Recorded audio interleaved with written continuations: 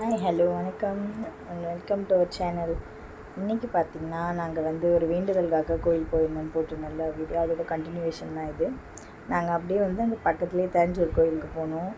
Thanjavur Brihadeeswarar temple பாருங்கள், ரொம்ப views செம்மையாக இருந்துச்சு. நிறைய பேர் போயிருப்பீங்க, கண்டிப்பாக நிறைய பேர் போயிருக்க மாட்டீங்க. ஸோ போனவங்க போதுங்க எல்லோரும் வீடியோ பாருங்கள், சும்மா என்ஜாய் பண்ணாங்க. பாருங்கள் கோபுரம்லாம் எவ்வளோ அழகாக இருக்குல்ல. அங்கே செமையாக இருந்துச்சு பார்க்குறதுக்கு, அவ்வளோ என்ஜாய்மெண்ட்டாக இருந்துச்சு. கிளைமேட் வேறு அன்றைக்கி நாங்கள் போன அன்றைக்கி சூப்பராக இருந்துச்சு. பார்க்குறதுக்கு ரொம்ப சந்தோஷமாக இருந்துச்சு. அப்படியே எப்படி சொல்கிறது, அப்போ நம்ம அந்த டைமில் நம்ம வாழ்ந்துருக்க முடியாது இல்லையா, சோழர் காலத்தில்.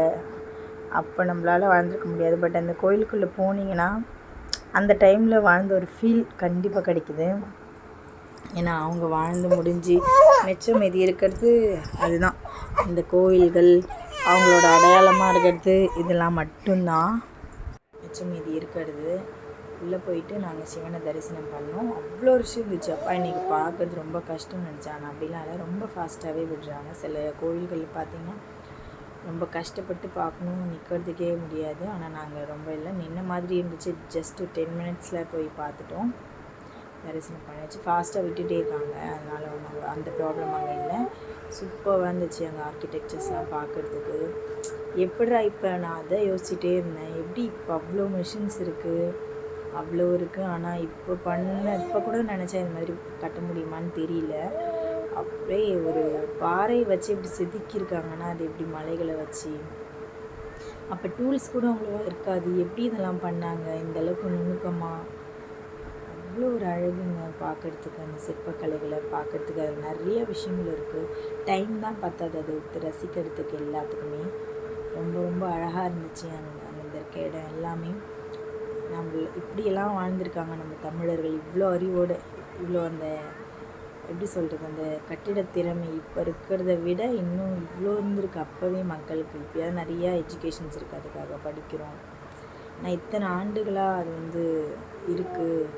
இந்த அளவுக்கு அழகாக இருக்குது இந்த இடம்னா அது நிச்சயமாகவே பிரமிப்பாக இருக்குது. எனக்கு பார்க்க அவ்வளோ சந்தோஷமாக இருந்துச்சு. அதுக்குள்ளே அவ்வளோ பீஸ்ஃபுல்லாக இருந்துச்சு, ரொம்ப ஹாப்பியாக இருந்துச்சு. நம்ம இந்த மாதிரி ஒரு இடத்துல தமிழர்களாக பிறந்ததே ஒரு பெருமை தான் சொல்லணும். அவ்வளோ சந்தோஷமாக இருக்குது இந்த மாதிரி ஒரு கலை கட்டிடங்களை பார்க்கும்போது தான். எப்படி இந்த அளவுக்கு பண்ணியிருக்காங்கன்னு தெரியல. நிறைய நுணுக்கங்கள் இருக்குது அதில், இந்த அளவுக்கு யோசிச்சு பண்ணியிருக்காங்க. அதை சோழர் கட்டுறாரு சொல்கிறான், அவர் மட்டுமா கட்டியிருப்பார், எத்தனை பேர் அதில் ஒர்க் பண்ணியிருப்பாங்க. அப்போ இருக்க எல்லாருக்கும் எவ்வளோ ஒரு மைண்டு பாருங்கள், எவ்வளோ ஒரு அறிவு இல்லையா. அப்போ இருக்க உணவு முறை எல்லாமே ரொம்ப ஹாப்பியாக இருந்துச்சு. நாங்கள் அப்படியே பக்கத்துலேயே ஒரு பார்க் இருந்துச்சு, தஞ்சாவூர் பூங்கா, சிறுவர் பூங்கா. நாங்கள் ரொம்ப ஜாலியாக ஃபேமிலியோட என்ஜாய் பண்ணிகிட்டு இருந்தோம்.